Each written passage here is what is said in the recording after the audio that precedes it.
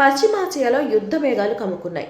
అంటే ఇరాన్ పైన Israel, America చేస్తున్న దాడుల వల్ల భారతదేశంలో సామాన్యుడి వంటింటి పరిస్థితి గల్లంతయ్యే ప్రమాదం ఉంది. ఇది ఎలాగో మీకు తెలుసా?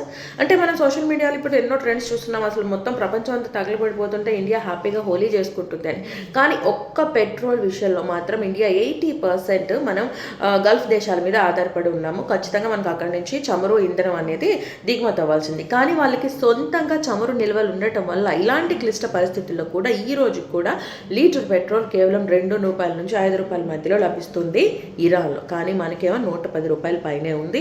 ఇంకా ఈ యుద్ధం ఇలాగే కొనసాగితే ఇంకా పెరిగే ఛాన్సెస్ కూడా ఉంది. ఎందుకంటే వన్స్ ఈ దిగుమతి ఛార్జీలు అయితే ఎప్పుడైతే పెరుగుతాయో ఆబ్వియస్లీ దాని చైన్ సర్కిల్ లాగా ఒకదాని తర్వాత ఒకటి రేట్స్ పెరుగుతూనే ఉంటాయి. పెట్రోల్ రేట్ పెరిగినప్పుడు రవాణా ఛార్జెస్ పెరుగుతాయి. సో ఆటోమేటిక్గా కూరగాయల ధరలు, వచ్చే నిత్యావసర సరుకుల ధరలు పెరిగిపోతాయి. డిమాండ్ పెరుగుతుంది కాబట్టి ఆటోమేటిక్గా రేట్స్ పెరిగిపోతాయి.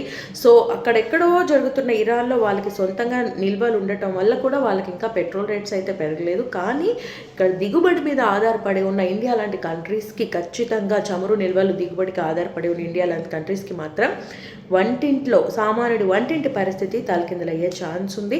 సో ఇప్పటికైనా యుద్ధం ఆగాలని, మొత్తం అంతా ఒక పీస్ నెలకొలాలని ఆశిద్దాం. ఏమంటారు?